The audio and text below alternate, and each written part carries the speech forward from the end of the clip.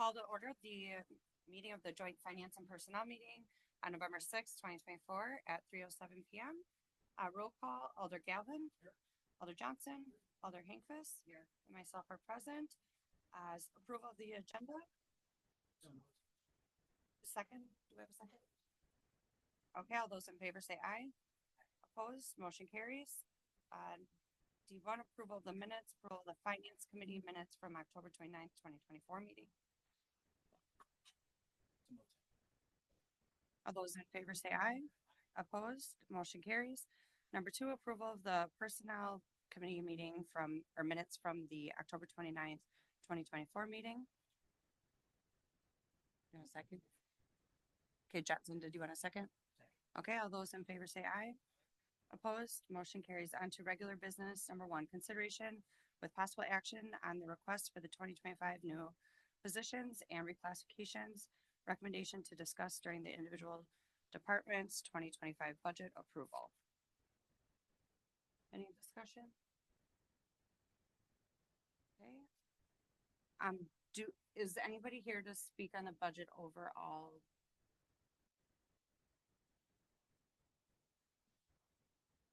Okay. Then we'll open the floor for the human resource part then on the insurance. Does that work? Okay. All right. So do I have a motion? Entertain motion?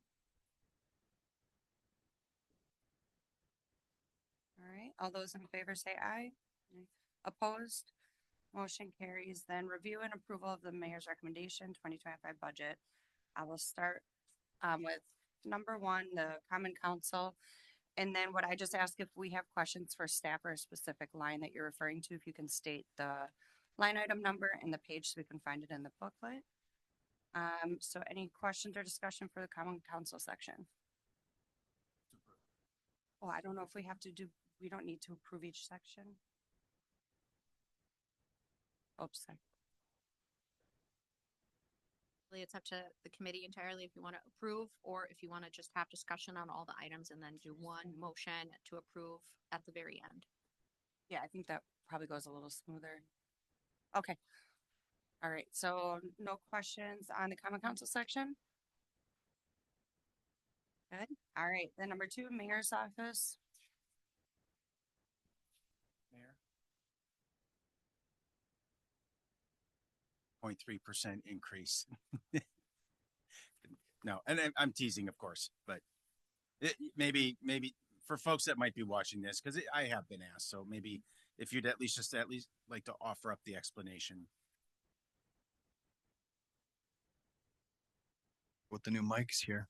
No, it's a good question. You know, the cost that's reflected in the increase in my office's budget is because we're moving a position from the HR department, chief of operations role into the mayor's office. So that's where you see that 53% increase.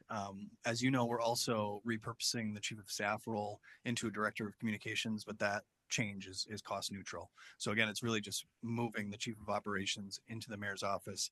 We are also proposing to backfill that absence within HR with a full-fledged HR director to perform those duties exclusively. So that's where you're seeing that the cost increase. And thanks for the explanation. And of course, I was joking when I said it, but I at least want to take this opportunity. For several years, I know you and I have talked about that communications/PIO role. I think that is really a critical position for City Hall. So just want to at least to let it be known that I am fully in support of that. And obviously moving Joe over makes a ton of sense too. So. Great. Thanks. Alder Hankfus. The only question I have, Eric or Mayor, what are the objectives and how are we going to measure the success of this new communications role? Because we've had some discussion that the person in question is also going to retain some other job duties that take a lot of time. So I'm kind of wondering how you're thinking about that. Was that other comment that you made that they're going to retain other duties or what? Right. Assuming that we move Joe in there, he's also going to retain duties from negotiations with police, negotiations with fire, insurance, those types of things. Okay. Yeah, I'm not sure exactly. I think I'm a little bit confused by the first part of that question. Director of Communications is going to be exclusively focused on communications. So there's no other responsibilities in there. There's a Okay. job description provided to council that sort of outlines exactly what we're hoping for out of that position. The chief of operations, would be doing some of those things that you were talking about in terms of retaining those obligations to negotiate contracts and things like that. But to me, those fit pretty well within what you would expect from a chief of operations. I would agree with that. Okay. Sorry, I misunderstood. Oh, that's okay.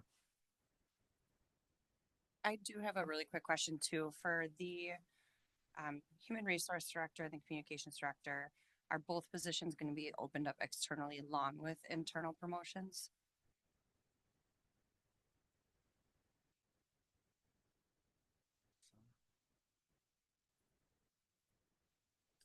Oh, is it on? Oh, it is on. Okay, thank you.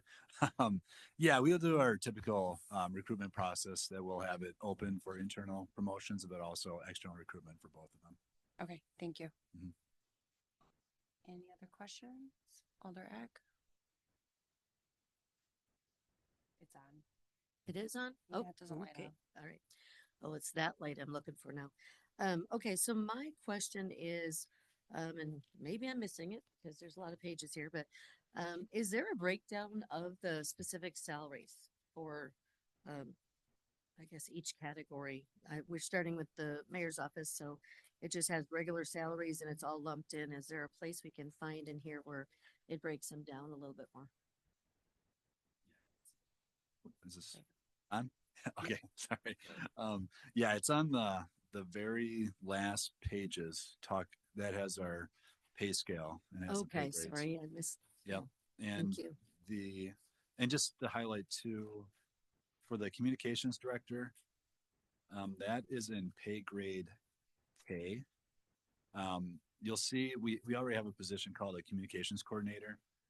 That is currently in pay grade J, but unfortunately it got switched when we put this together. So just so everyone knows, communications director is in pay grade K, communications coordinator is in pay grade J, and then the HR director would go in pay grade R.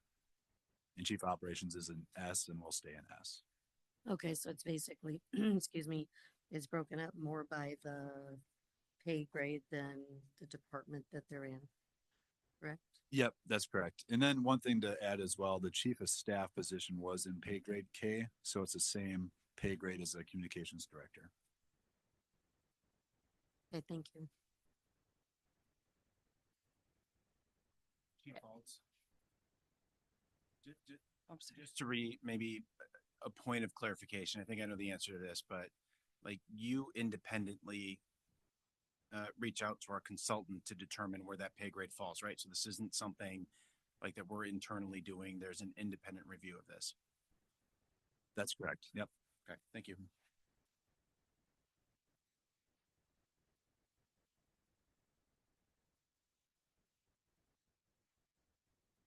Okay, to move forward then.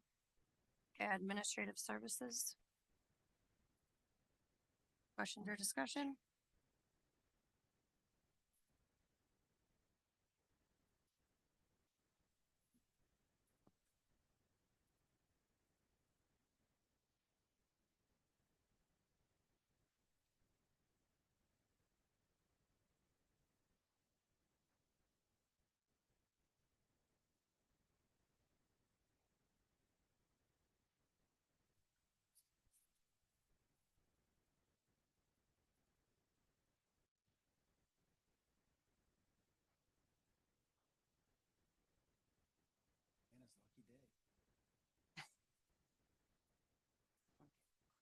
No, any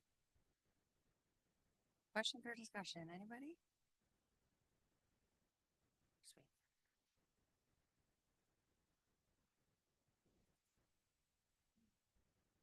Kind of so I can understand different lines. And I'm not going to talk about one in particular, but in general, when there's an actual, there's a 2024, there's like, four different columns for 2024. So it'll say actual and then projection, which I know there's a difference between now and the end of the year. But sometimes it goes the actual, and then it goes down, for the projection. Just wondering what kind of scenario that would be and why that would be. Like, okay, I'll give you an example. On page 35, there's, hold on, I gotta find it again. Okay, Fort Howard Apartments, 41324. So the actual says 29,277. Projection is 26,000.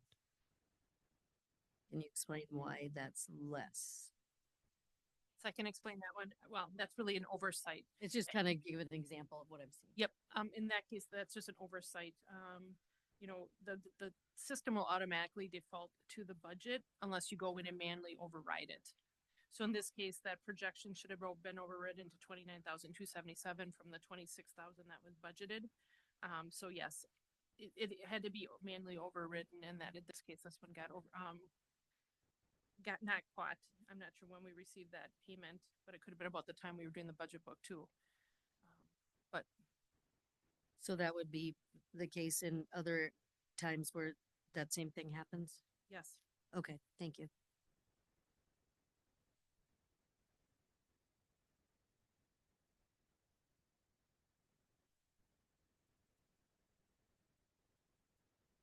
Sorry.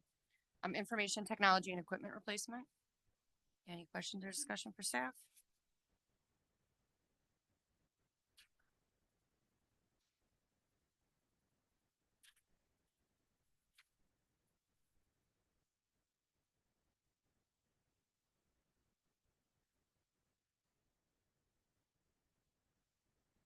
Alder Hinkes.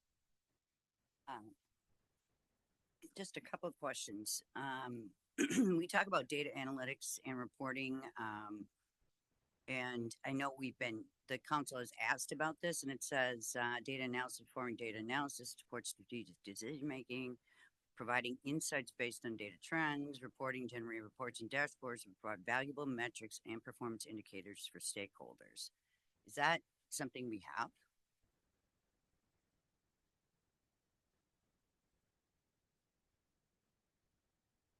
Yes, for departments, we do plenty of data analytics. We currently have a group that's studying getting more of an overall data analytics run by the what's the group called? Special group we have led by the mayor's office, who brought in the consultant, and they're looking at ways to leverage our data. That's nothing to do with our budget. Mm-hmm. That's just an overall partly what we do every day. Okay. No, I didn't understand it as, but I knew it wasn't part of the budget. But when I read it, I thought, maybe there's more data out there than I'm aware of. Thank you, Mayor. Yeah, so I think what Mr. Wolkett is referring to is the City Data Alliance, which is a cohort of cities that we've been brought into. It's a project of Bloomberg and Johns Hopkins. And so they run this program. I think this is maybe the third or fourth cohort that has gone through it. And in addition to that, we have a fellow that's been brought to us as a result of the partnership between Bloomberg and Harvard. So Bloomberg does a lot of stuff with mayors and with cities, and so we've benefited a number of times from that partnership. So we are a part of the City Data Alliance. This individual, Ishu Gupta, is our fellow who's here because of the partnership between Bloomberg Harvard. He's assisting the IT department, but a bunch of other city employees in developing a comprehensive overarching data strategy to inform the work that we do, to improve processes internally here, but also enable us to collect information more cohesively from the public, to develop a little bit more of a feedback loop to improve processes and better communicate how well we're doing. Hopefully it's a good job most of the times, but sometimes it's not going to be where our expectations are. So we're going to be able to use that information to improve how we do things. Okay, thanks. My other question is under 2025 challenges, we have hybrid work and remote IT support. And I know during COVID, we went to work at home, and I'm sure there's a lot of technology that, had to be dealt with. can you speak to, the work at home and how much it costs for each employee that's working at home? Because we now have an office and we have work at home. And are we paying for like all the internet and all the things that go along with that? No, to work from home, you have to have your own internet. During COVID, we replaced everybody with laptops. Mm-hmm. So that gave them the capability to work from home. So part of the requirements is you have to use a city laptop. We have all the antivirus and protection on it. And then you provide the internet and we have the VPN connection back. So cost wise, that was all paid for pretty much with ARPA funds during COVID to upgrade laptops. Now our costs would just be replacement of laptops as they age out, which is a little more expensive than a desktop, but it's pretty reasonable. Okay, so then the challenge is what? I'm just trying to figure out what is the challenge. Challenges are support. When people are at home, it's a little more difficult to provide support. They're at their house. If their internet's having problems, it's very difficult for us to troubleshoot their connections. We're pretty good at getting them back online. Okay, Other than that, it's really no different. They have phone functionality at home. So just from more of a support aspect, I think would be the difficulties. thank you.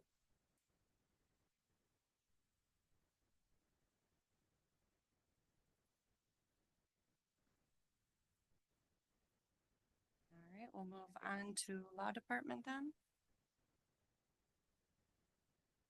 Questions or discussion?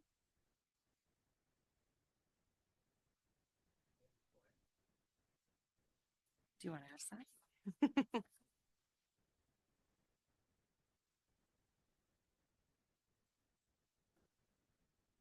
I do have a question. It's not a big, it looks like a big increase, but it's really not. Why, can I ask for just an explanation of training and travel, why that has gone up? Yes, so we are switching CLE and continuing learning education vendors. So previously we had used and had a membership with IMLA, which is the International Municipal Lawyers Association. There were two fees for that. Basically the membership fee, which gives us access to a listserv where we can kind of get additional resources and assistance from other municipal attorneys across the country. Through that, we also had a subscription service for different CLEs and webinars that we could watch and get additional training and CLEs that way. However, the scope of that membership, while helpful, is much more broad as it's on a more national level versus Wisconsin specific. And so we were looking kind of, cost comparison and kind of what we were receiving and the benefits that we were receiving from it. And instead, we felt that a subscription service through the Wisconsin State Bar and the Pinnacle service that they provide would be better suited because it's specific to Wisconsin law. We felt that we would be able to get additional training that was more suited for what we needed for our practice. Okay, thank you. Mhm. Any questions?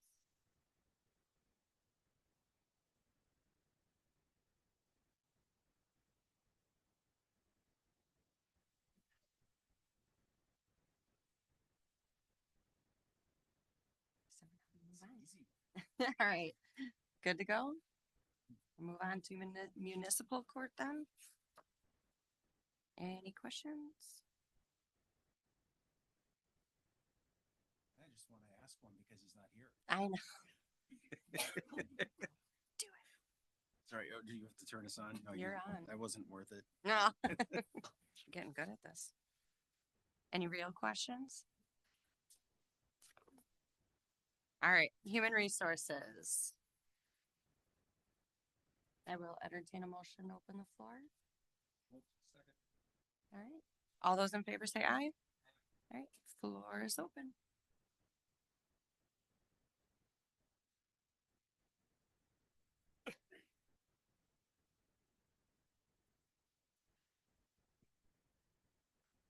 Mark Berglund, 806 North Broadway.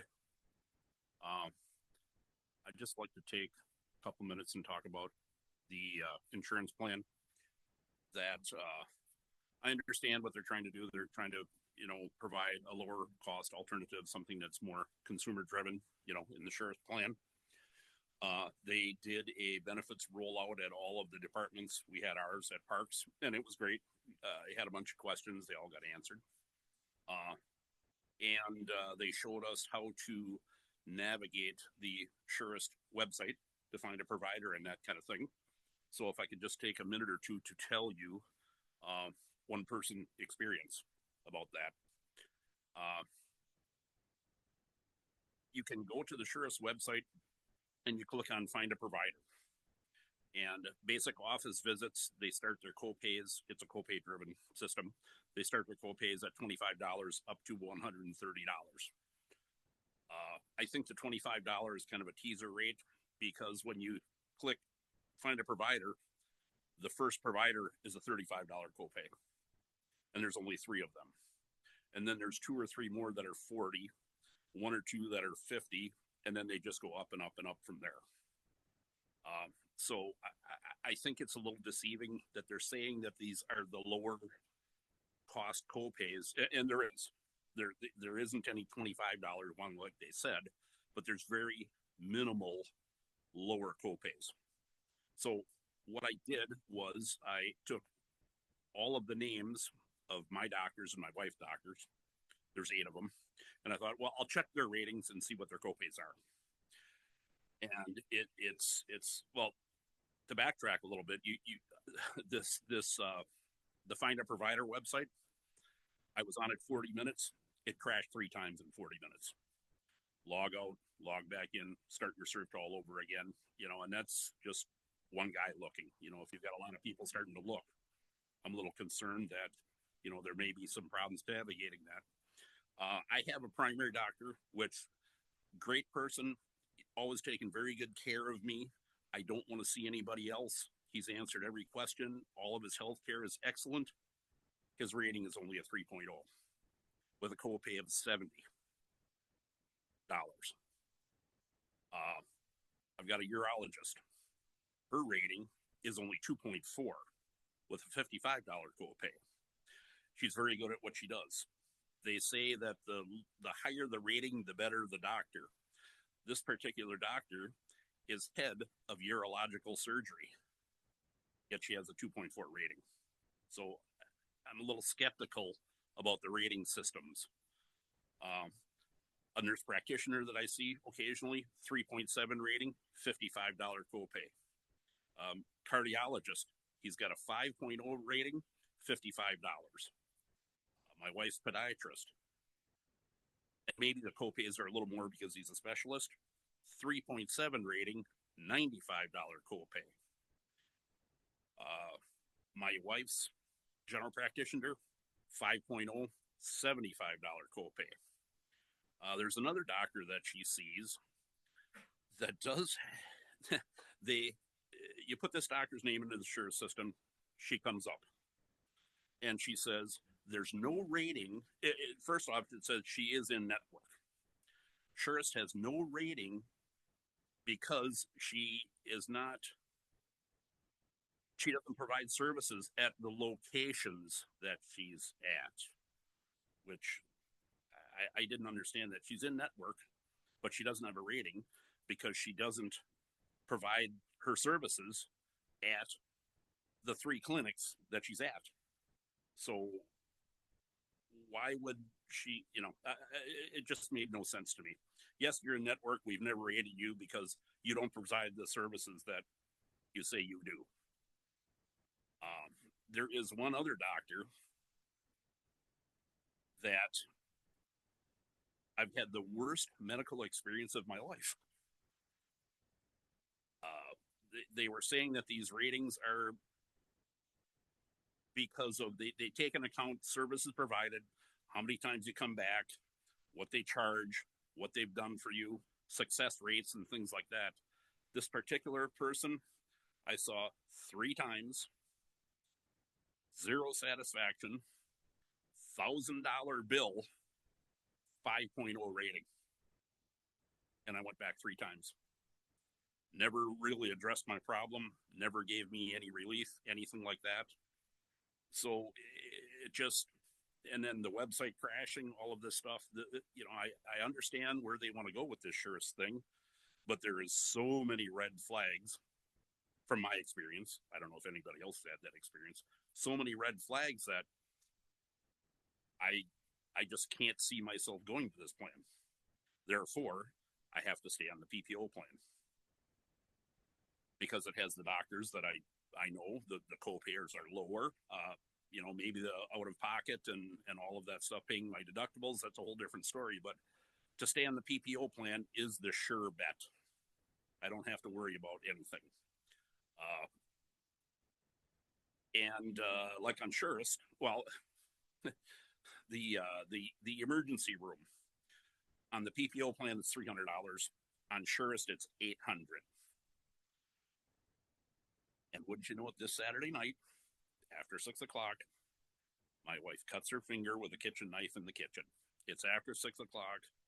All the urgent cares are closed. We have no choice but to go to ER. She's got 4 sutures, so it's not debatable whether she needed to go to ER or not. So we go to ER, they suture her finger up. They're doing all the paperwork. They look at us and say, well, that's a $300 copay. And I'm like, yes, I understand that. We're on the PO plan. That's a $300 copay. And she says, how would you like to pay for that? Cash, credit, or check? Implying we're not leaving until they get their $300. If you're on Surest, that'd be $800. And then, of course, you've got to look is the ER doc, what is their copay? Because you're in the ER. You're on the Surest plan. You're $800 because you walk through there, and then whatever doctor they happen to be on that night, the copay is relevant because they're there and you're there. You can't really be shopping around. So, like I said, there's just so many red flags from my experience with the Surest. I need to stay on the PPO plan. It's the safe bet. I think it's a safe bet for a lot of coworkers that I've talked to, which leads us to the increase in our premium contribution. You know, we need to stay on the safe bet, the good insurance, and it seems as if the city may, we feel like we're being punished because we want to stay on the good insurance. I understand there's people that will go on their Surest plan. There's people that will go on the high deductible. That's fine. That may work for them. People with issues that have to go to doctors and have regular specialists they see, the PPO plan is the safe bet, and now we've got to pay more. So, you know, I don't want to say that they're penalizing us. We just feel that, you know, it's just a shame we've got to pay more for the same insurance. You know, that's how we feel. You know, and the plans that they're offering just don't fit where we're at in our life right now. You know, so that all being said, and this is kind of off the insurance topic, if I could just hit one other thing. From what I've been told, the proposed COLA is 2.5% April 1st. Great. We think that's great. The problem is for the lower wage earners, that 2.5% COLA, probably the people that need to stay on the PPO plan, that 2.5% COLA may not even cover the additional insurance contribution, and they don't get that 2.5% COLA till April. So now they've paid their increased premium for 3 months already before they even start to realize more money in their check that may or may not even cover the increase. So, you know, that's about all I got to say on any of that as far as the insurance. You know, I've looked at the whole budget. I think everything's great with the restructuring and all of that stuff. That's all good. We've really got nothing to complain about. You know, the 2.5% COLA, everybody thinks that's great. We know it could be less. It's tight budget right now. We appreciate that you've done that. You know, if you could look at pushing it forward to January 1st, you know, it's all in the money. So anyway, that's all. Thank you. I appreciate your time. Thank you.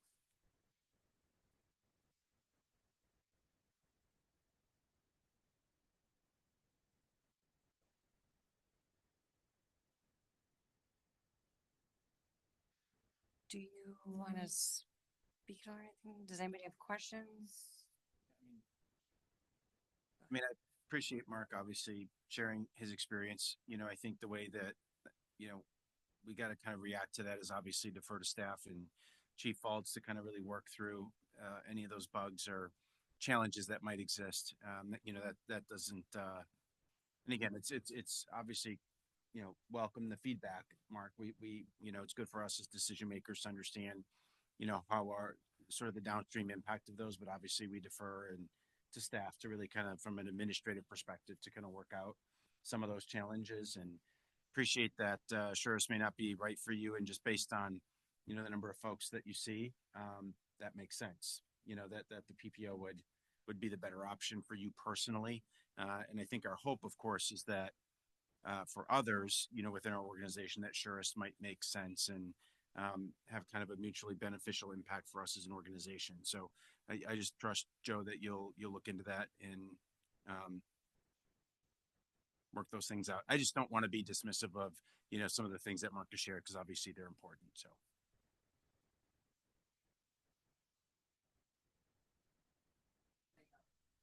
Yeah, I think the feedback is great. And, you know, it's obviously at the budget meeting, it's tough to have the conversation about our benefit plan design because we're here to talk about the budget, but the feedback was good and we can look into it and try and figure it out. I'm assuming the crashing's happening because probably a lot of employees are looking at the demo right now. And I'm hopeful it's not going to crash, you know, throughout the year, but yeah, we can take his feedback and look into it.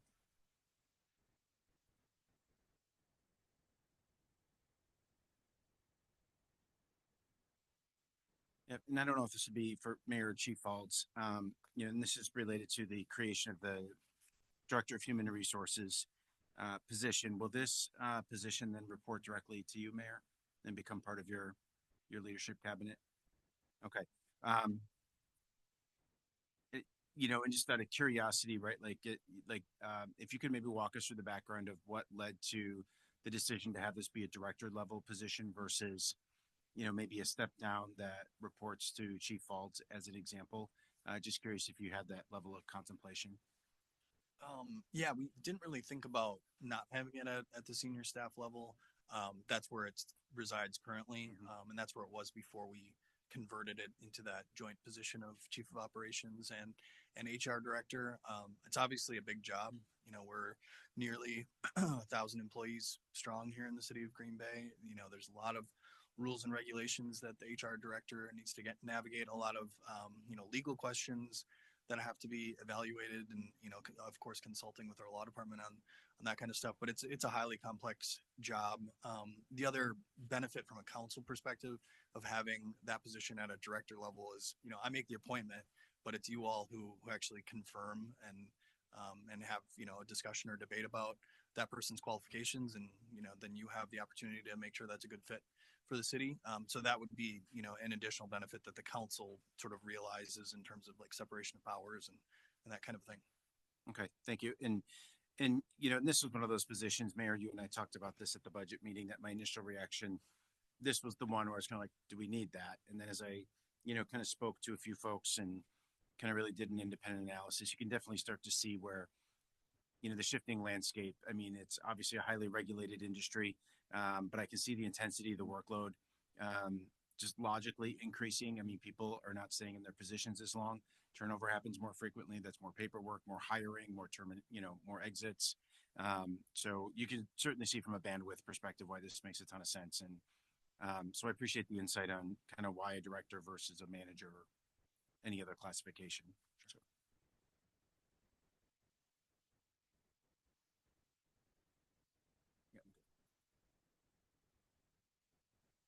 Thank you. As Brian, you and I have had this discussion a couple of times. Should it be at a director level or shouldn't it be? And my comments here, HR needs a seat at the table at a level that they can act and that they can make decisions, because communication, a lot of it comes through HR. Issues that come up, it comes through HR. And so I can understand that, but without it being a director, I don't think that they have the tools that they can really do their job. right away at the time. So those are my comments. Any other questions or discussion?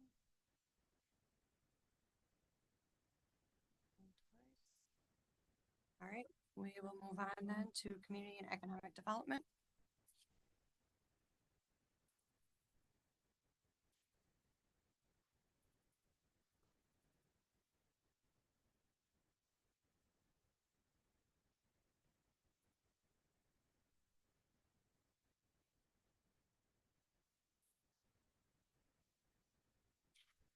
Any questions or discussion?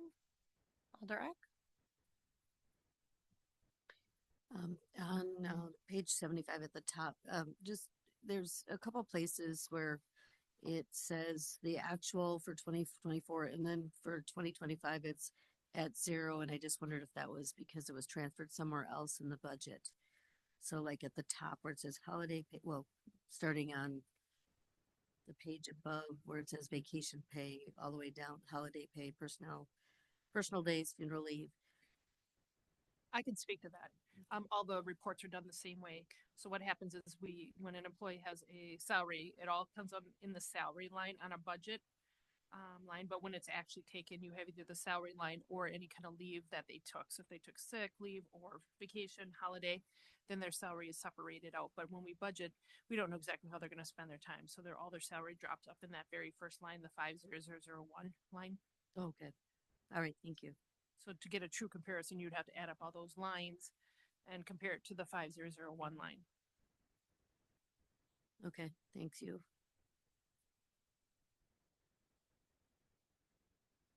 This is probably an overall question, but do we have a contract with a cell phone provider that we require everybody to go through?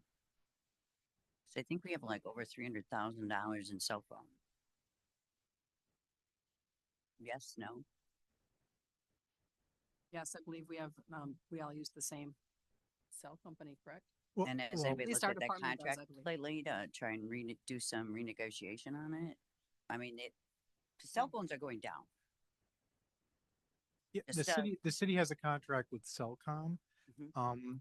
Police and fire use FirstNet through AT&T. So there's multiple contracts based on, needs and what the requirements are. But currently, City Hall's employees go through Cellcom or city provided phones. So do we have a contract though with cell phone that says we'll direct our people and get Uh, for a lesser rate? The contract went through purchasing, so it was a negotiated contract. Yes. How long is that contract? I'm not aware. I'm not really involved with the purchasing contract part of it. I'm kind of more of an administrator, adding, removing lines. So I'm not aware of how long the contract is. Okay. I mean, I think we should, I'm not saying we shouldn't be paying for them, but it's like, can we get a contract where we're paying a lower rate overall? I could speak. Alder Hinkvis is correct. Out of the 101 fund, we do spend about $335,000 on a cell phone line. But again, 180,000 is driven by the police department and about 67,000 is driven by the fire department. And they have just higher needs and they have pay for a different service, the FirstNet service. So the bulk of it is coming from your police and fire. I don't know. Thing we can get in. I would also like to tell you that we have now two times or three times we have actually gone out to what they're called like a cost savings vendor who came in and did an audit on every one of our cell phones and our phone lines. We've done this twice to go through and get rid of any line that has not been used. Could it be? And so we've done that, and we just did that recently, about a year ago, 2 years ago, and found, probably about 2 years ago. And so we continue to go through an audit to make sure that we're not paying for any phone line. There's any way we can find savings. We also audited the FirstNet, so we have done this twice to reduce the amount of money on cell phones as much as we can. Thank you. But the data cost, of course, is what goes up the most. It's not the phones.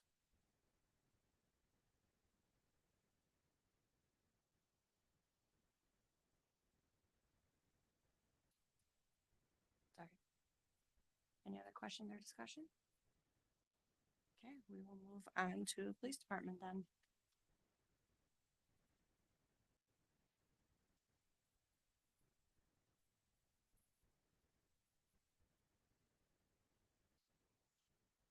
Yes, go ahead, Alder Johnson. Chief Davis, I know the last few years, finding highly qualified candidates that meet the standards of the Green Bay Police Department has not always been an easy task. Sometimes we've had open positions. Could you just give us a kind of snapshot view of where we stand today? Sure, we're doing better. We're at about 181 of 188 total positions that are filled right now, which is certainly better than we were. I think we've been as high as 17 in the past few years. We are seeing more positive signs in terms of the number of applicants that we're getting. I think it's just the new normal that we're never going to go back to the days where we had 400 or 500 people apply for a small number of positions. So we've done a lot to try to reorient the way we recruit to more bringing people in than weeding people out from a huge pool of applicants. And I think you're starting to see that pay off. We'll say that we're certainly doing better than some police agencies are. I think but it's the new normal that it's going to be hard to recruit police professionals. Maybe just a follow up to that, obviously one area that I think has been topic of discussion many times has been traffic enforcement. Where does that particular division stand? So traffic right now has one vacancy that developed relatively recently because we promoted someone out of there and we're running a recruitment for that. There are 4 authorized officer positions, and you may remember that we added a sergeant position to that last year. But currently we have 4 people in there. Okay, thank you. I have a question on that. I know we're expanding 2 more positions. Do you feel confident that we'll be able to fill those then? I do at this point, just because of where we've been running in terms of, vacancies down into the single digits. You're almost always going to have some number of vacancies in any police department just because of regular turnover. Okay, thank you. Alderac? Okay, there we go. Chief Davis, do you have a specific place you're going to put the 2 new officers? I mean, are they going to be traffic? The 2 new officer positions will be put in the neighborhood response team. Those are grant funded. Those are a federal COP grant. And so there are restrictions on what we can use those for, and we were not able to put them in traffic. So what was it again? I see the federal COPS program, but what was that specific? It's the neighborhood response team. And so they focus on all of the circumstances around violent crime in the city. Okay, so are they working with the Office of Violence Prevention then as well? Yeah, they work very closely with OVP. Okay, thank you.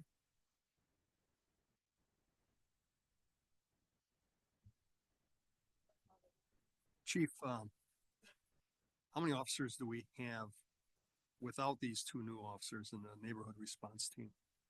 Right now there are 2. 2, okay. Have we had more than 2 at any time? Not since we established the neighborhood response team. The NRT is a permanent version of some temporary 6-month assignments they had done before I got here for violent crime reduction back when we had a little bit of a gun violence uptick. And then, and at that time, those temporary assignments were 4 people. Right, they would rotate in and out. Okay. And then we have, is it 10 community police officers? Yes. Do they work with the neighborhood response team? They do. At any time do you see increasing the amount of CPs? So we've been just serially carrying 2 vacancies in the community policing program. As soon as we get to the point where we have enough fully deployable patrol officers to fill those positions, then we'll fill those positions first, and then down the road, it is always possible, but it just kind of depends on where we're at this time next year when we look at the budget. Would if the government is blessing us with more of these, funded positions, would community police be a area where it would be applicable to move new positions like that are federally funded? It could be, but like I said, we have 2 vacancies in that program already. And the original concept of the neighborhood response team was that it be 4 rather than 2. We've just never been able to Get the 4. get there. Okay. All right. Thank you very much. Any other questions?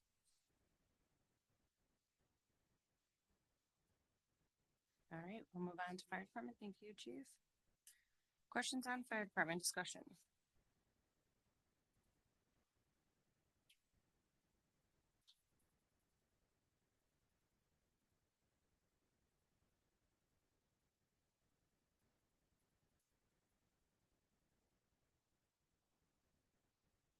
Yes. We did get a public comment that I would like to reference at this point.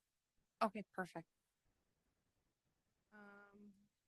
This person said they did not want to be, speak at the meeting, but only wanted to submit their comments. And the comment is they're in favor of the fire department as in a fully, so he's fully support, of keeping the mobile integrated health fund, as this has made a positive impact to reduce repeat calls for service from frontline crews. It helps citizens get proper care by guiding them through the resources that can be confusing to do on one's own. Many communities have a version of this and has reduced costs to the communities by easing the burden associated with frequent calls. This program has shown a positive impact to the community in a short time and can only get better if allowed to continue. So that was the comment that came in today. Okay, thank you. Alder Johnson? Yeah, I wasn't looking at that item, but now that somebody was defending it, I'm teasing. Jokes are not landing today. Yeah. Chief, more of just a comment. One of the things looking at the PD, I don't know what you call it, the tactical or the recap, that I thought was really nice was the number of calls and services that they do. Just a suggestion maybe for next year. I think that would be a really nice addition to your section too, so that as a body, we understand, kind of the workload, the intensity, the number of calls your team goes on. So. And that information is in our annual report too, but Yep. we were following that standard format that was put out this year. So there was maybe a little bit of change on our end, I think, but Sure. we did Yeah. put the number of total incident to date and our key performance indicators, and that was to date. But like I said, we could expand that out too for you anytime. Okay. Thanks.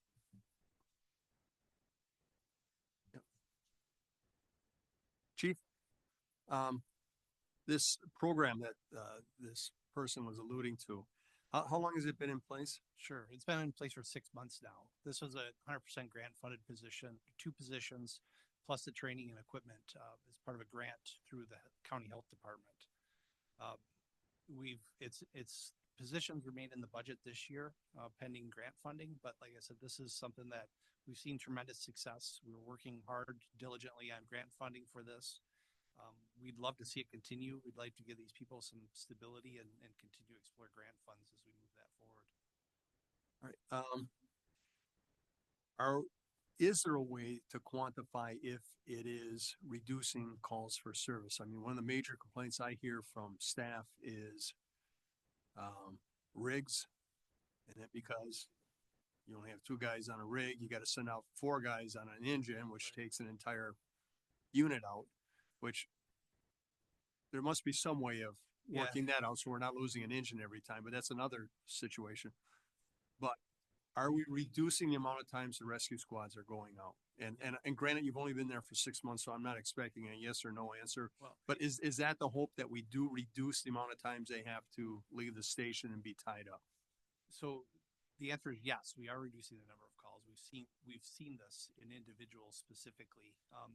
The goal of this is it's more of a hospital terminology, but this triple aim, the right care at the right time at the right price. And we're seeing that by focusing on the prevention side we're preventing those calls from occurring in the first place. So we have numerous stories. We're working on compiling the data. That's another shortfall we have is data analytics, and that's a whole nother story we're working on. But you know, we have seen some reductions, and we've seen definitely our personnel have seen it themselves anecdotally, but we've seen it show on data also that we've seen calls reductions. We're getting people the help they need. You know, we know that it's not the right resources to be sending an engine and ambulance all the time. If we could send 2 people in an SUV and actually prevent those calls from occurring, we're seeing some tremendous successes with it. Okay, and this is much like with the police departments, mental health officers. Yeah. Reducing calls for service or actually preventing major calls from occurring. Are we working with the PD? Because in my experience, a lot of these people are the same people that the PD and the fire bump into sometimes separately or together. And, you know, we were able to coordinate those positions. Could we be more effective, or do you want to wait and see and then move forward from there? And we have, we have been coordinating with the police. Our staff and their staff do meet regularly too, and share some data and share some information and work collaboratively. So there has been some joint successes with these programs. You know that some people at different times need different services, and that's where these partnerships come in. So, you know, and whether it's us or you know, other social services in the community or law enforcement, I mean, there's different times we plug these people in, and we just make sure they get the right care. And like I said, we've seen a lot of successes with it. All right, So very again, good. we continue to explore grant funding for this, and you know, that's a goal. I think that, you know, ultimately at the end of the day, there's individuals or certain organizations that really see a true financial gain from us, and it's the healthcare institutions, the managed healthcare organizations. We've been meeting with them regularly to try and find alternative funding for this, and we'll continue to do that. So when you say you're looking for alternative funding, is it because we're assisting like the ERs, the hospitals and that from having to spend time and money on individuals that really don't need that kind of service, that level of service? That's correct. And also the readmissions too in hospital settings. All right. Have we ever done like a cost analysis of what does it cost for a rescue rig to roll out the door on just, you know, just for a call and then roll back? About $1,400. Okay. All right. Thank you very much. Yep. 1,400.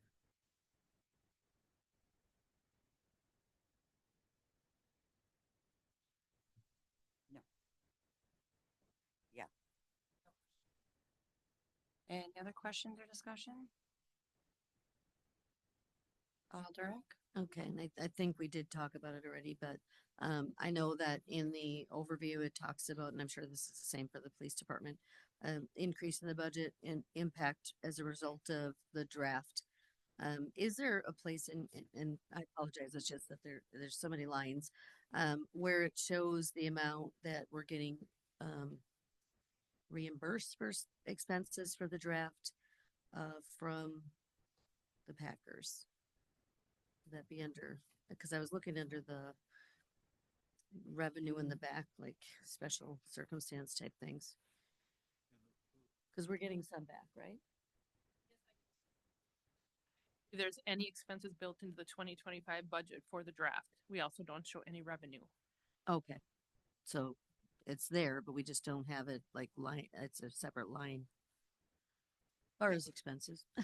Obviously, Director Allenbecker's right, but we have set aside some dollars, some ARPA resources to not necessarily specifically to take into account some of those costs, but we do have some public safety dollars to handle, you know, roughly what's expected. Obviously, we'd love to see a line item like Alderac is talking about, but that's not something that's forthcoming from the Packers. Okay, thank you.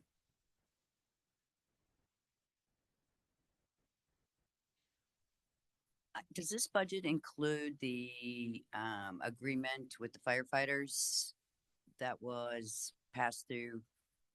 Is that all in this budget? Yeah, it's included. Okay, great.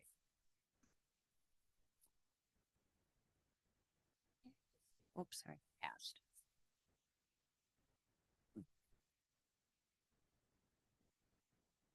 Do you want to? I wanted to clarify that hasn't been finalized yet, correct? Because we just had talked about it at our last meeting, but we haven't like met again to finalize. You're on. Yeah, that's correct. We'll have to bring it back to common council for the full approval from the council, but the temporary agreement was approved by the personnel committee. And then we'll bring that back next month to be approved by the council. Okay. But what isn't it, the temporary agreement is in the budget right now. Okay, thank you.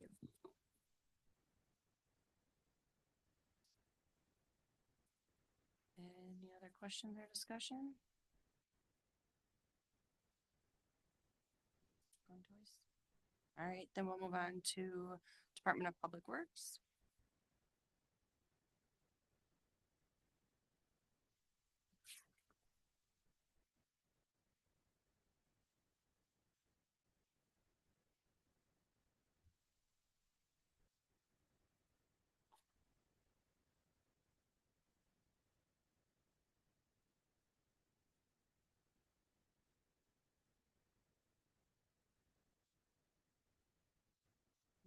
Alder Engfest, go ahead. So how many miles of roads do we get to do next year? That's actually not part of this budget cycle. Oh, That comes out of our capital program, so that'll be discussed probably at our next finance committee meeting.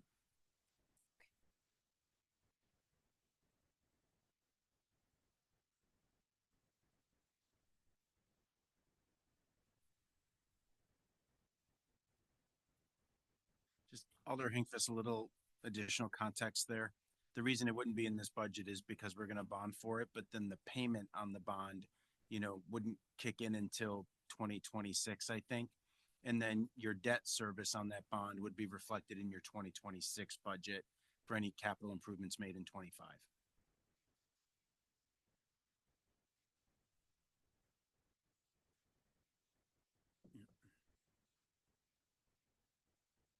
Any other questions or discussion? We'll move on to Parks, Recreation, and Forestry then.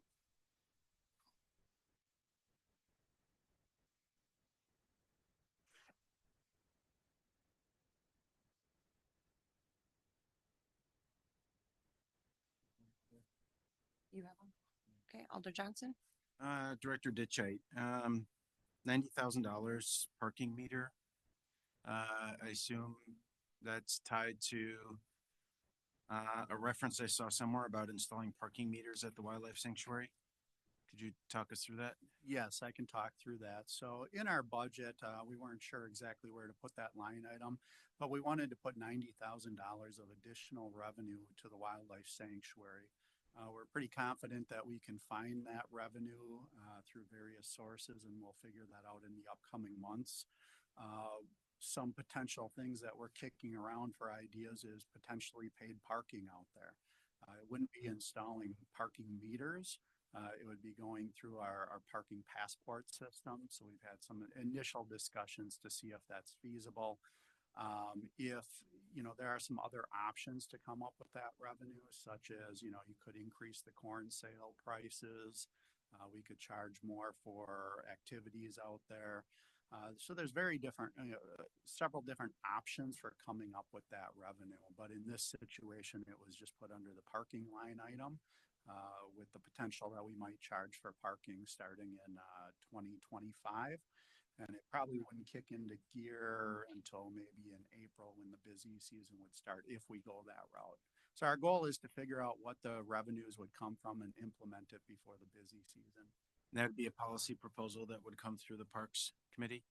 Yeah, so we would talk through that at Parks Committee. Just keep in mind that if you approve this $90,000 revenue source, that we would have to, if we don't find a revenue source either through parking or some other methods, then we would be short on our budget.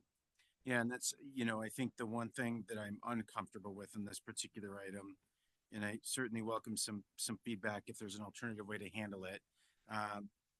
But I don't want approval of this budget to specify that $90,000 must come from parking, right? So if that line item can be something a little bit more, kind of open, I'd have more comfort with it.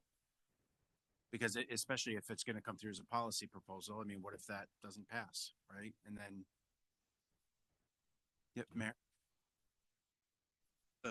and just to reinforce what Director Ditchite was saying, and I didn't actually realize that it ended up in that parking line because my intention was to leave it much more open-ended. So if there's a way to better characterize that, I would love to see that.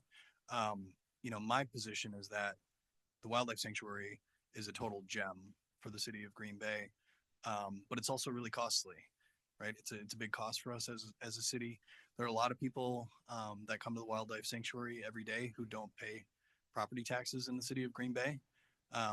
So it'd be nice to realize some revenue as a result of those visits, but I'm not interested in prejudging exactly where that comes from. Director Ditchite and I have talked about really pulling together a master planning process that brings in the Fowls, the Friends organization, as well as, the Guild and other stakeholders, city staff, obviously Director Ditchite and his senior team to develop more of a comprehensive forward-looking plan that identifies, some of the physical improvements that we want to see made out there, but just as importantly, handles the fiscal sustainability of the sanctuary. In an ideal world, we'd have a situation where it's self-sustaining like Bay Beach Amusement Park is. I don't think that's necessarily realistic, but I think we should be striving to get closer to that goal so that it's a little bit closer to being self-sustaining. Yeah, I appreciate that insight, Mayor. And for what it's worth, like I'm good just with this open dialogue here. I don't feel the need that we have to put in a different account. And we all know what happens when you don't meet the goal. So, but I do agree with your sentiment. And this is something, that I've talked with others about over the years, right? Is kind of the pros and cons, if you will, of a special fund like Bay Beach that focuses on a wildlife sanctuary, because right now the Parks Department does subsidize a lot of expenses, which means the levy is paying for a lot of expenses related to the management of the wildlife sanctuary, whether it's the staff that are out there, and some of the maintenance and improvements. But I don't know, and this was always my the thing that I was looking forward to when we were talking about the priority-based budgeting. Wildlife sanctuary in particular was one item where I think it would be very valuable for us as a body to truly understand what the cost is to operate that facility. And right now it's not very transparent.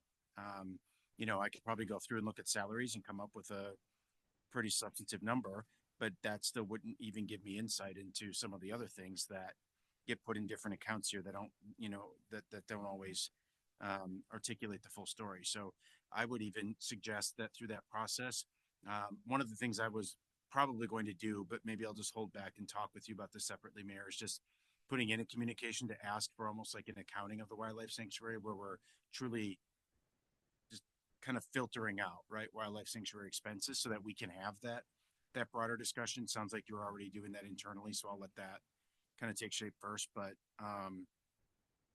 yeah, I think that kind of answers what the question I needed for now. I'm comfortable passing in the budget like this, recognizing that we have to hit that number somehow. I just didn't want it to be, I didn't want our hands, tied around the parking specifically. And, we are looking at a master planning process where we're not only going to be looking at the physical improvements, but we're going to be looking at programming and long-term sustainability. So we will have to be looking at the budget as a whole for the sanctuary. We keep track of that already internally, so that information is available and we can put it together if there's ever a need to do it. But we will definitely be doing it as part of the master planning process, which we will be reviewing with the park committee and city council when we get to that point. Great. I'll just wait for it until that comes forward then. Thank you. Okay. I would say too, Mayor, I agree with you and the director that we do have a jewel out there. We do get a lot of people from outside of the city limits of Green Bay. I think if maybe we could put something together for council to attend, much like the training that the fire department has put on.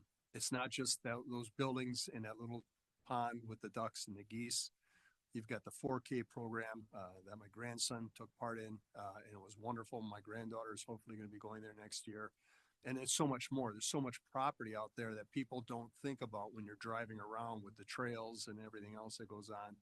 And if you're hooked into the website for the park department or the wildlife sanctuary, they're putting out programs all the time, trying to get the public out there, get them involved with what they have out there. So I think we do need to look for a funding source. Could it ever be like Bay Beach? I don't know. But When you see the needs, like you look at the parking lot and the driveway and that, I mean, it's in desperate need of replacement. And there's a lot of other things that cost money, and people don't see that when they're just driving by. So I like where you're going with this. But like Alder Johnson said, yeah, I don't want to get tied into parking meters, but it's a possibility. There's a lot of possibilities that we need to look at, and like the director said, get a master plan put together. So I support this. Thank you. Okay, yeah, and so piggybacking on this, um, I, I personally don't like the idea of charging people for parking out there.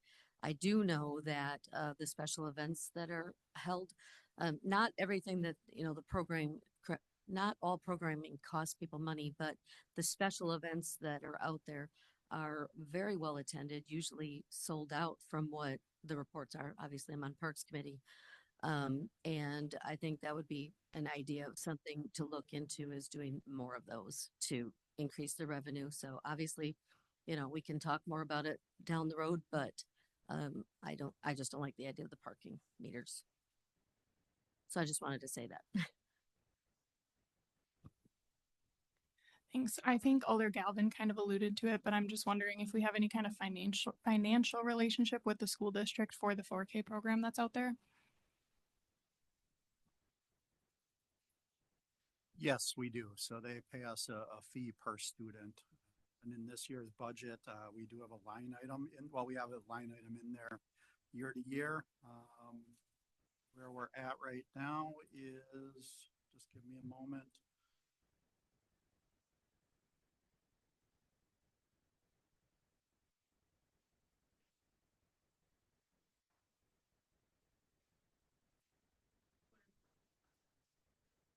So we did increase it this year. We added 3 students. So we normally can fit 80 students in the classroom per semester, and that includes a morning and an afternoon class. Previously, we budgeted 71 students per semester or per year. I apologize. This year, we bumped it up to 74 because we are seeing good attendance. So the school district pays us $2,900 per student. Is there capacity for more? I just know that that's like the most sought after 4K program in our school district. So the building was designed so that we can add a 3rd classroom and add another 40 students to the mix. I will tell you that right now, at one point, we might have been able to consider that because of the wait list was extensive, but then with COVID, the numbers went way down and we haven't even been hitting our total number. We're now finally getting back up to being full enrollment. But yeah, we'll keep that in mind for the future so we can expand if we need to. Okay, perfect. Thank you. And Chair, correct me if I'm wrong, but every class has a teacher and a naturalist assigned to it. So there's actually 2 full-time or 2 staff with those students their entire time they're in the class. That's correct. And there's 2 classrooms right now. So we have 2 teachers and 2 full-time naturalists. I do have a question myself. I know we offer a summer camp program, but it's only half days. And I know as a parent that restricts me from signing up for it. Have we talked about the impact of having full days and if we would see more of a drive? Is it full? Is there any way to capture revenue that way? Yeah, those classes out there are full. I mean, they're definitely highly desirable. Could we look at full time? Possibly. It would take away from our capacity of what we're able to do with the half day options, because like I said, those are completely full. But yeah, we might be able to generate more revenue to do by going that route. I would have to analyze that a little bit to see if that's feasible from a practicality standpoint. So I'd have to review it with staff and just look at our space needs and see what's available to see if we can even accommodate that request. Okay. I just want to make sure if we have the opportunity to get more business with that we can, because like I said, that's a restriction. And then one other side, different topic. Am I correct? Do we no longer at the pools charge price for resident versus non-resident? And can I ask why we got away from that? Yeah, it was very difficult to manage that, so we're not doing that anymore. Okay, all right, thank you. Alder Johnson?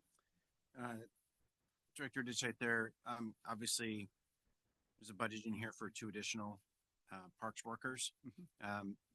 Which I think is obviously overdue and necessary. Just wondering if do you have the equipment for those individuals, or should we expect a request in the CIP for a truck, a lawnmower, all the other things that they're going to need? So in the bond request and CIP that was submitted to the last finance committee, that equipment was not in there. I did recently have a meeting with the finance director and the mayor when we were looking at maybe ways of trimming down the bond request. And I threw out a suggestion where maybe we could eliminate some park equipment in exchange for getting two new trucks to accommodate these workers. So there would be a cost savings to that, but we will review that at the next finance committee. Okay, thank you.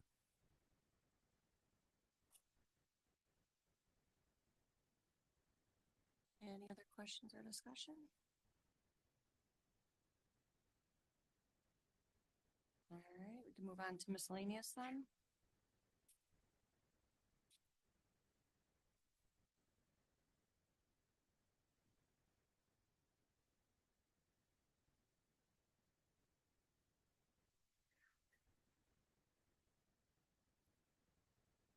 Any questions? Alder Johnson? Director Lembecker, I think this is probably for you. Contingency is, something I know that we worked to bring up over a number of years to be more in alignment with a budget of our size, and obviously, we're reducing that. I'm sure I can speculate why, but I just want to make sure that we're still in a comfortable spot in an event that we actually need it. So, it's 250 now, and I think the last 2 years. Again, correct me if I'm wrong, but I think the last 2 years now, including this year, we've not really, dipped into it too much. But any perspective on the funding level and where our past performance has been recently? Correct. Yeah, we had actually gone up to 260,000 this year for 2024. Yes, the last several years we have not dipped into very much of the contingency at all. So I don't know if that's better budgeting or we just got lucky. We are putting in 100,000 at this point. And one of the reasons we also increased it about 2 years ago was because we had some additional items that were put in this budget that we weren't very confident in. And so we increased the contingency. So at this point we did drop it, obviously, to try to bring the mill rate down. And then second, there's always the option if there's something that comes up and we're not budgeted for it, we could always go into a fund balance, and our fund balance has increased over time. So we figured that would be our fallback if the contingency is not high enough. And that was going to be my follow-up question, if the fund balance would be the contingency to the contingency. Great. Thank you. No laughs today. Serious group.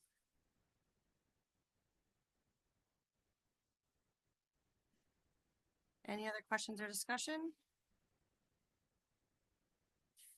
Once, going twice. All right, then special revenue fund.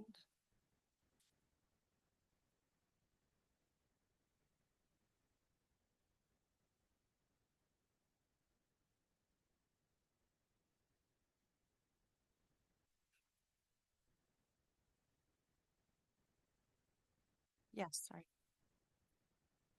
In the agenda a little more what happens. The reason why we went by department, because these departments are levy supported.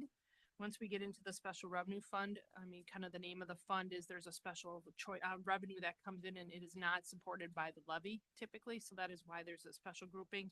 Same thing for debt service. Some of that is levy funded, but then capital also, they're all grouped in there. And we don't expect that you would go through every one of them, but they are not typically funded by levy.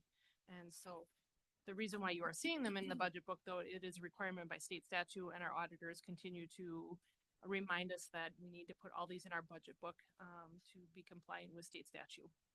Okay. Thank you. Yes, Alder Johnson? It's not on the agenda, but I do have a question on the general fund total.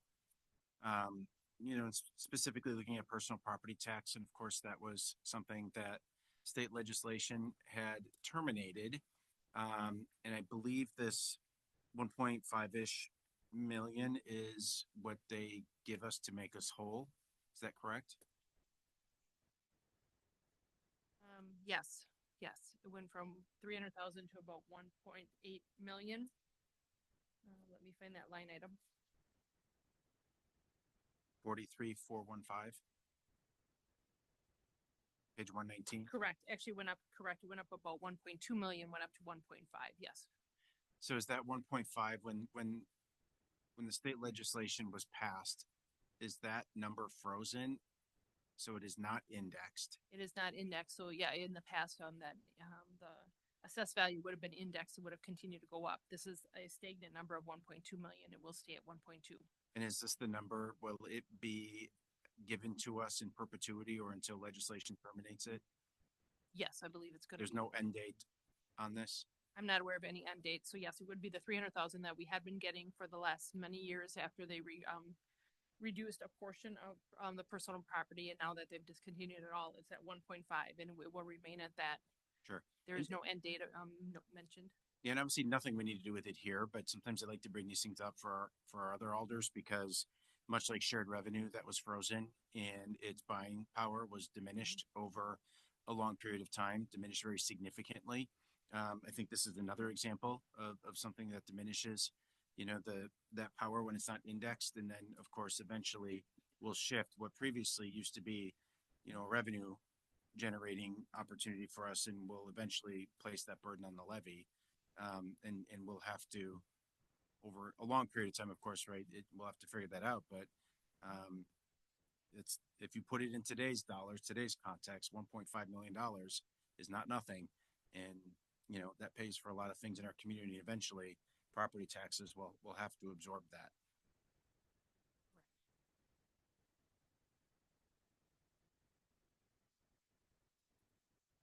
No, that was not a joke. Yeah.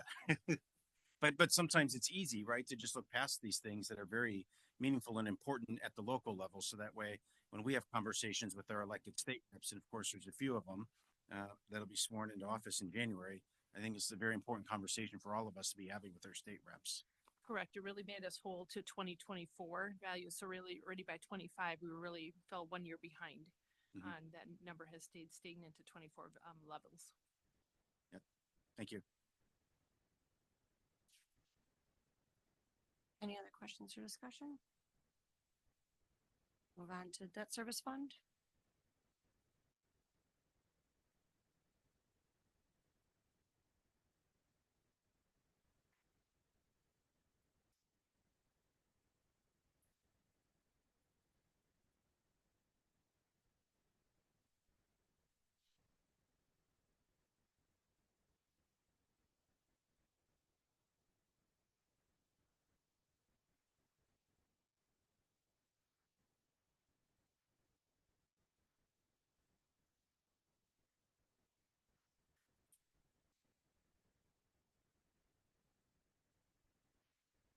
Questions or discussion? I just did special revenue. We're still on special revenue. No, we're on debt service fund. Did you want to go back? Yeah, go. Go ahead, sorry. Yep. It really just a question, I think, Director Kiwi, I guess I'm not familiar with this account, and I could have asked you this privately too, but 49,300, the applied surplus. Obviously, I mean, not only am I not familiar with that account, but it's a pretty significant increase. And what I don't maybe fully understand is if this is something really directed towards city budget, or if that's really yours as an enterprise and it's just included here. And step in as 146. Yep, page 146. That is what we call the transit operating budget. So the top line shows you 1.3 million. So that is how much we are levying to cover the transit expenses from the city levy. When the director put her budget together, they allocated out by all the different municipalities. She's saying at this point that if they would spend their full budget, they may need up to $1.9 million. So we are budgeting 1.3, and we use a fund balance from this 208 fund to make up the difference. Most years, there's a refund, so we have not put in the full amount and levied for the full amount. So it gets trued up on an annual basis. Any refund or additional billing then comes out of this this fund. I don't know if director then kind of wants to take over from there. So is that like if I were to put this into like maybe normal accounting terminology, this is like a balance sheet account somewhere that has a fund in it, a balance in it, and we're basically budgeting to pull money out of that this year if we hit the 1.9 million in expenses. Correct. It's been since we've had to use any reserve from this account. Okay, and then that, you know, that really kind of goes to my question. Is that something, that fund, is that something that this body has authorization over, or is that part of the enterprise fund? I can start. Every municipality will get their bill from the transit, and then at the end of the year, they'll get trued up, and they'll either have an overage or a shortage or surplus or a additional billing. Every other municipality, they send the money back to the municipality. In this case, this is the money that comes back to the city from the transit division.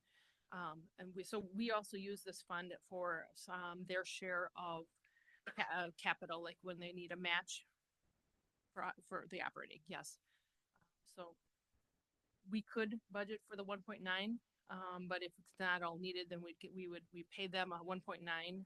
We transfer them dollars back and forth, and then we would have to get a refund. At this point, we try to kind of hedge the bet, and we try to budget for and on average, but on the amount that has been spent, and that this has been the city's portion. So how much is in that account right now?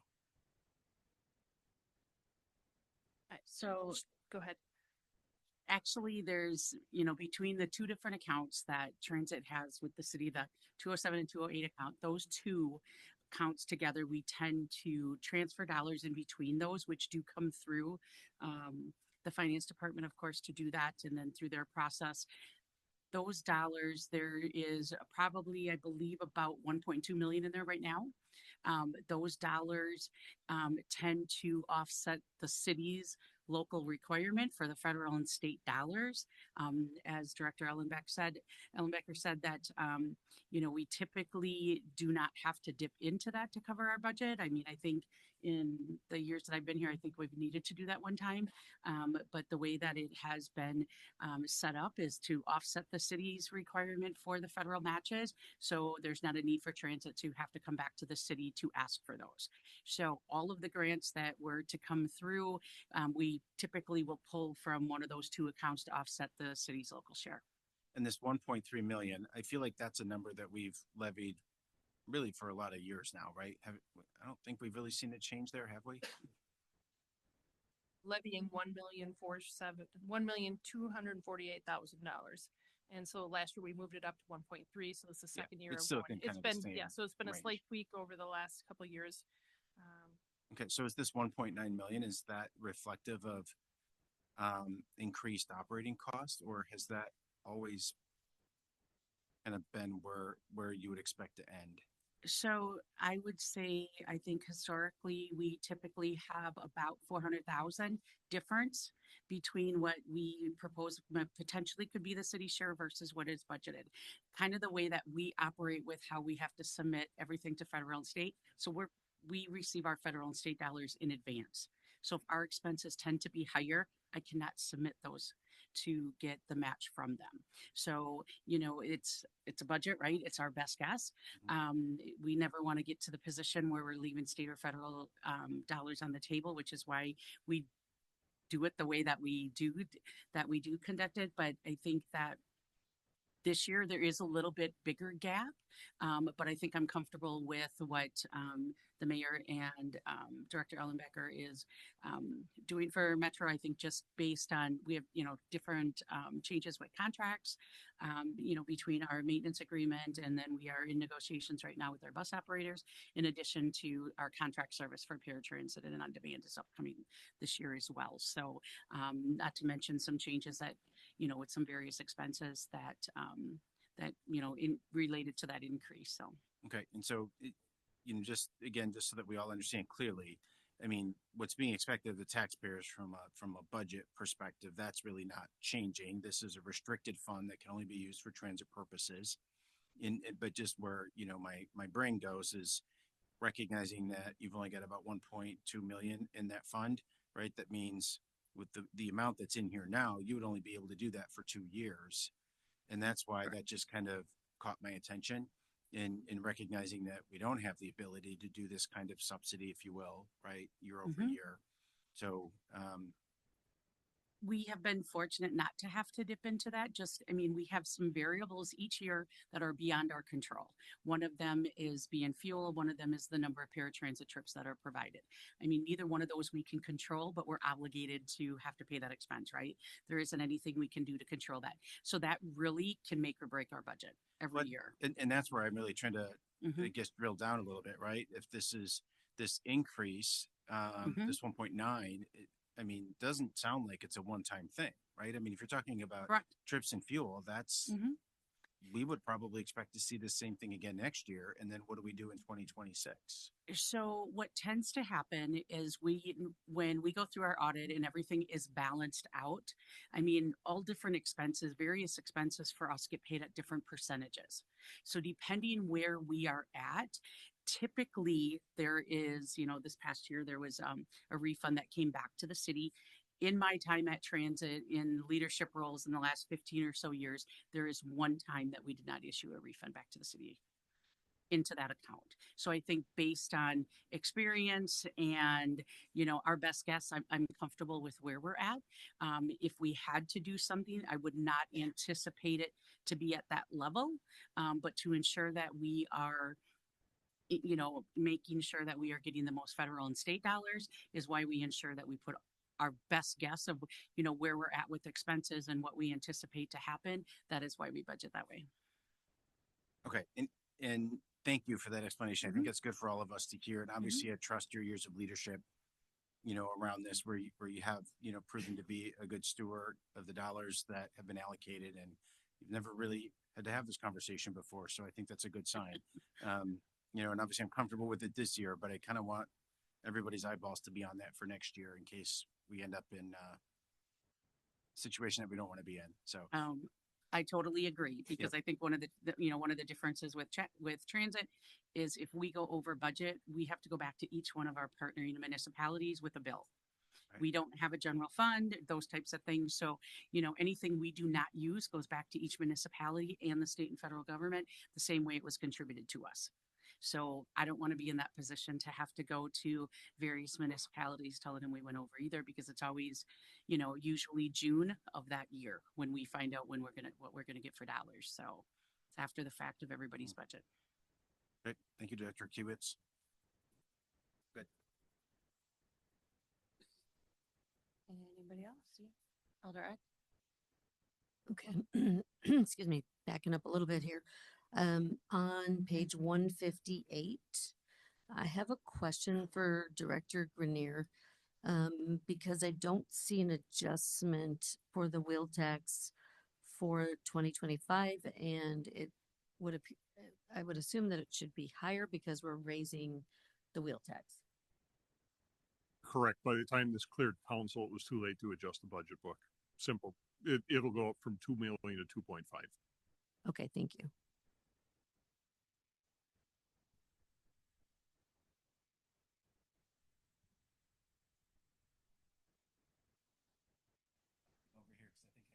Director Kiwi. Oh my gosh. I just looked at Bill. I'm like, did I call her that? I'm sorry.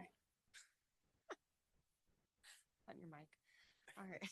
Any other questions on special revenue? All right, then let's move on to debt service fund.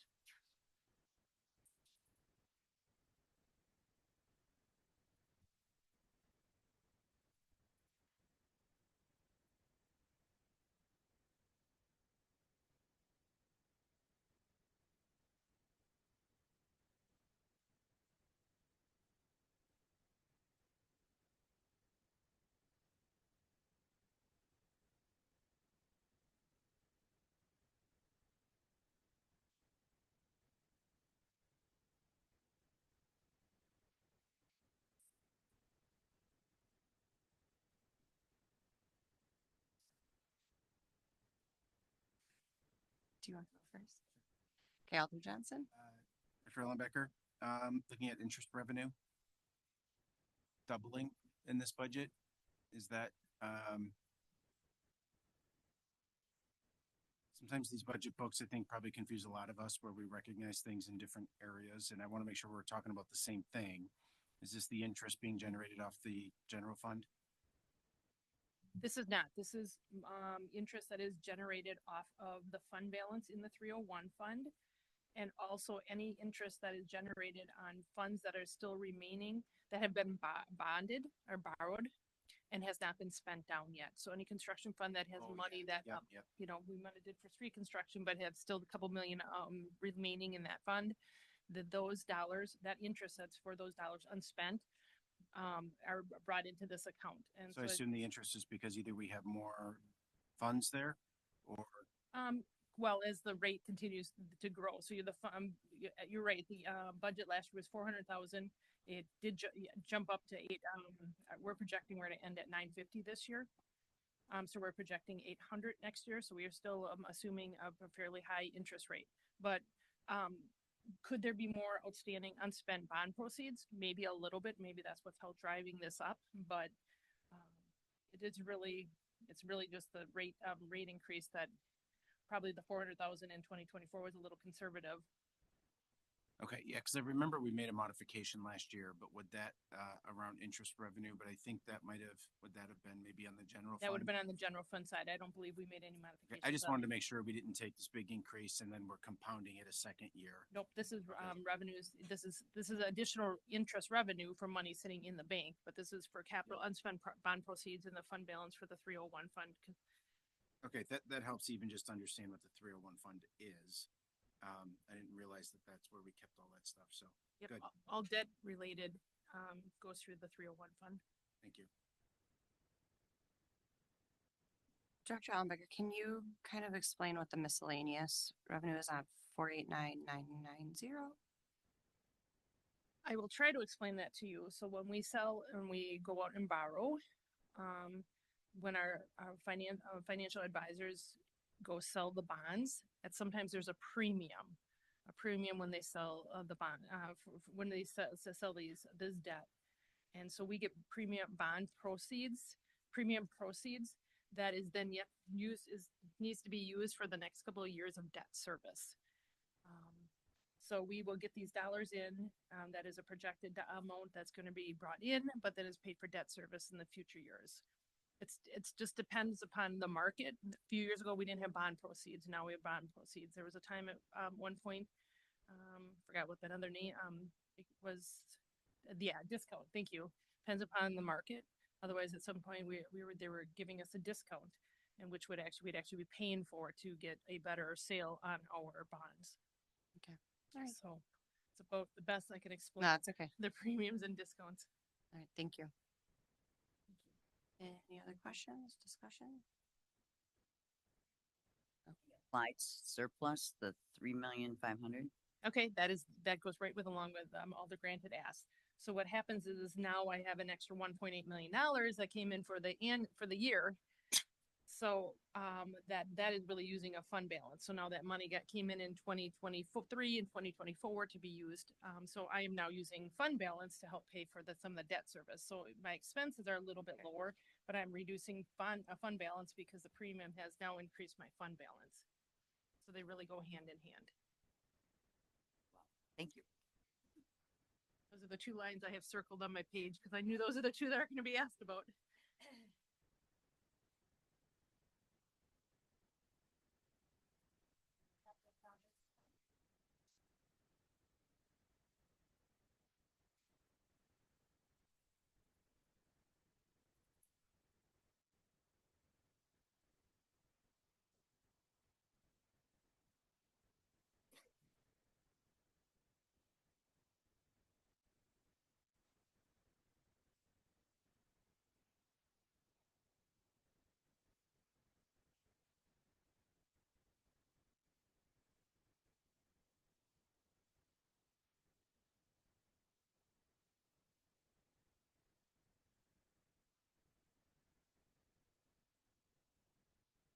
Questions or discussion?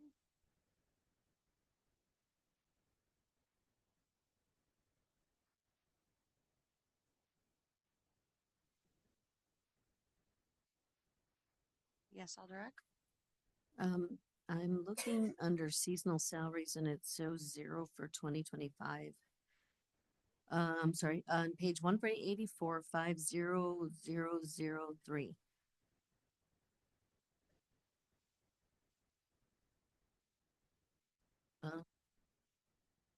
Construction, I don't see that. I see, it says seasonal salaries all the way to the left. If you just look at, in the bolded, or the highlighted area on top, under accounts for, is it 401 street construction? Oh, yes. Okay, yep, that is our Fund 401, which is our street construction item. You're asking about seasonal salaries. You're wondering why we have 0 seasonal salaries budgeted for the 2025. Correct. One moment, let us. Because we've accounted for those under our operating budget instead. Historically, we have accounted for seasonal salaries under our construction, but obviously you're paying an operating expense with bonded money, which also includes debt service, including interest. So this year we moved it out, put it into the operating expense. Okay, thank you.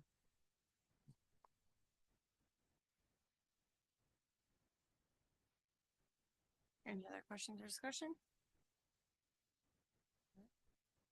All right, then we'll move on to internal service funds.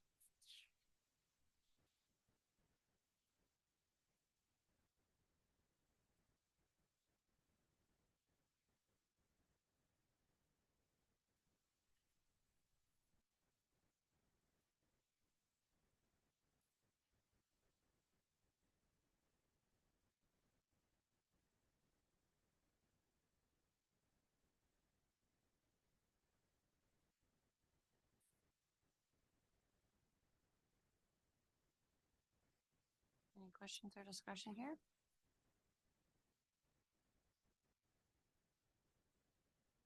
Alderman Fist? Joel, what kind of assumptions do we make in the budget as far as how many people are going to be staying on the PPO and the movement in there? And is that reflected in here? Yeah, we made the assumption that I think it was about 60% might move over to the Surest plan. And I think the assumptions, so that is built into the budget. And then we ran different scenarios, like if 10% moved over or if like 90% moved over, and we felt comfortable in those situations as well. Okay, so those amounts are covered in here. Yep. And then from a Oh. transplant perspective, that's one of the things that we identified, and you guys want to keep that for this year.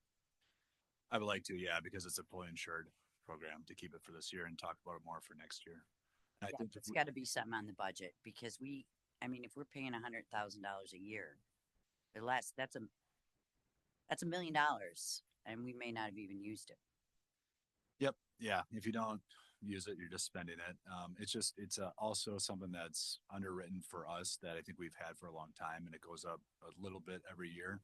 But I think if we remove it, we probably won't get the underwriting to have that premium level again. So that's something to think about.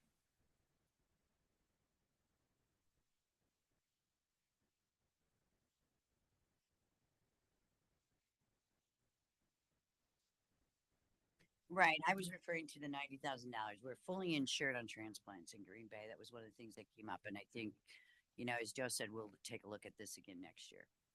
We have one person on the waiting list, not sure if we've had any. And based on the demographics and things like that,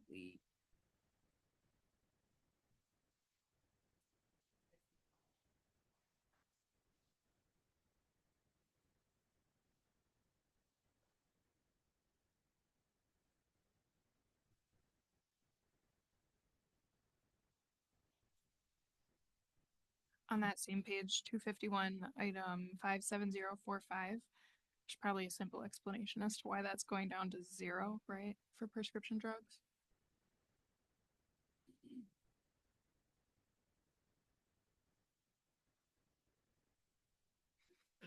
Or maybe not. I'm not sure.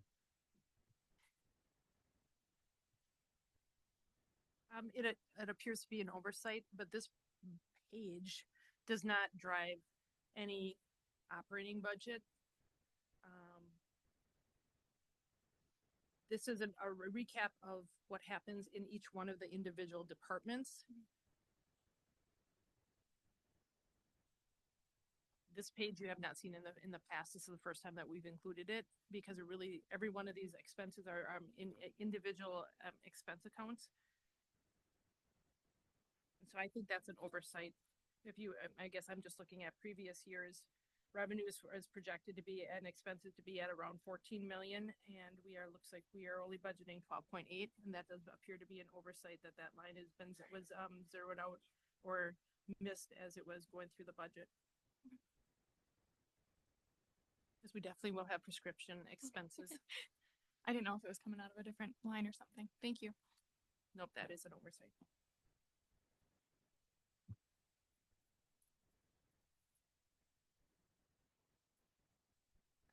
I'm not 100% sure. I would have to go look at the fixed cost within our benefits plan to see how much is going to be medical expense, prescription expenses. I'd probably be around that same number or slightly higher.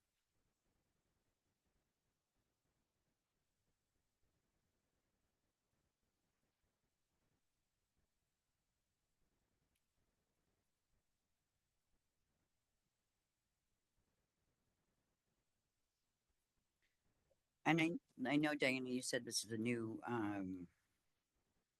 chart, but what's interesting, 57040 medical insurance claims, actual 2024 is 4 million, but we're budgeting 9 million?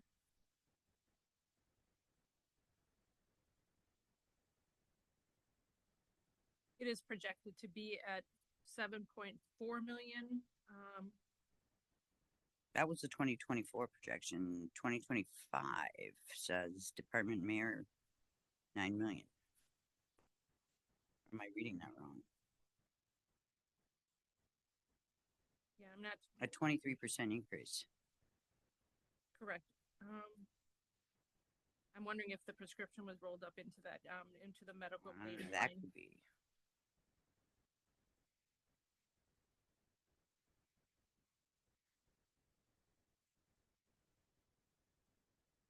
Again, all the details for this budget would have come into and when we did the benefits discussion at joint personnel and finance, Mhm. that would have come all off all the fixed expenses and all the information we would have got from M3, and really it should have been just rekeyed onto this page with some estimates. So I think there was an oversight, and I almost wonder if that 1.9 was built in and moved up into the medical claims insurance line. That would make sense, but it's $4 million in difference between actual. Well, actual would only be year to date through September-ish, or well, through October. And that's why the line next to it is we're projecting that we are expecting to end around 7.4 million, prescription right around 1.9, somewhere in that ballpark. Perfect. Thank you. I forget that it's only through September.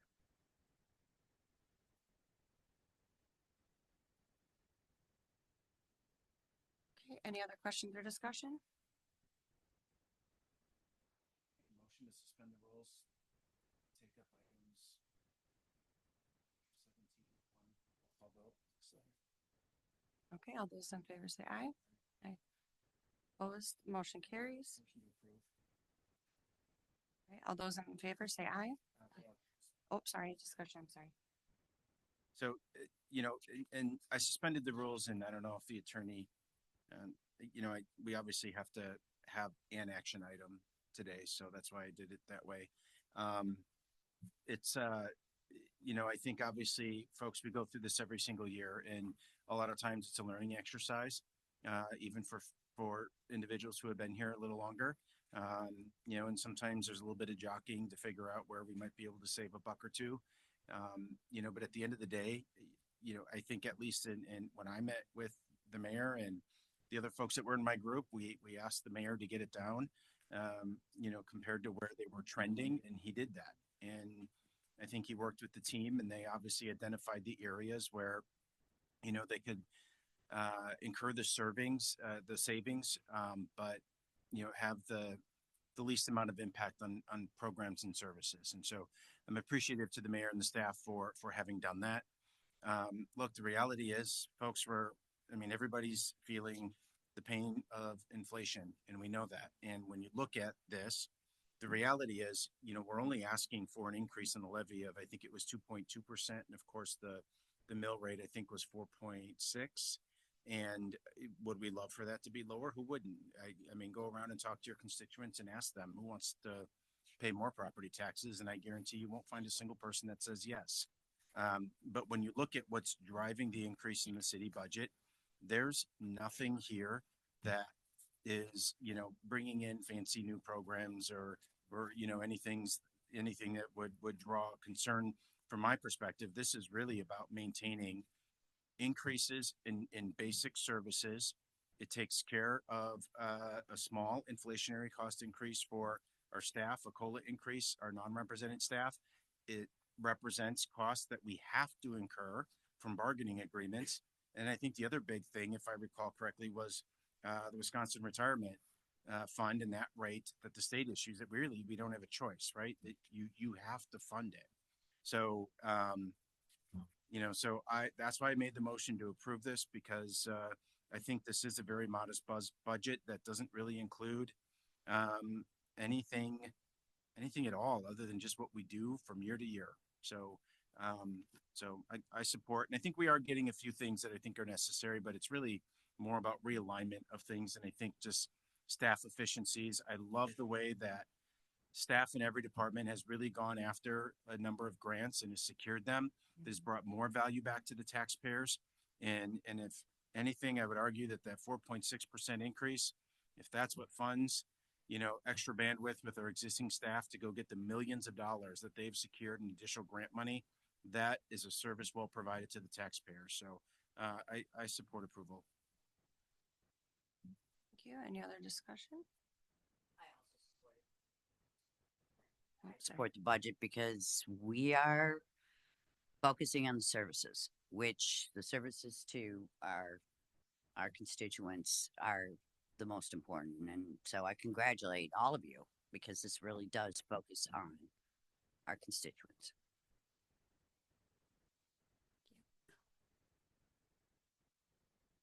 Any other comments?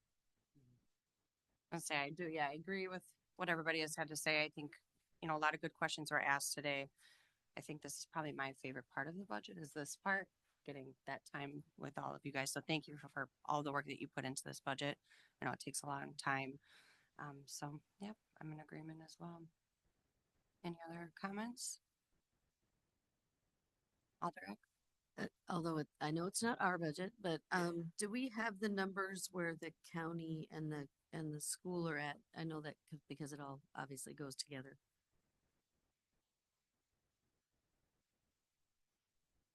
They usually start coming in around this time. Actually, at this point, we have received the NWTC number and the county's number.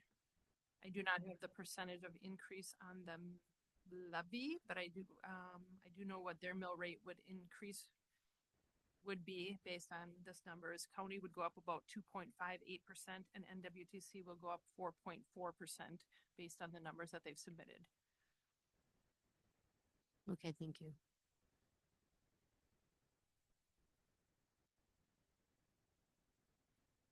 Any other discussion? All right, then motion is to approve the budget. All those in favor say aye. Opposed? Motion carries. We are on to the informational, enterprise transit and water utility. Anything? All right, all those in favor say aye. Opposed? Motion carries. We are adjourned.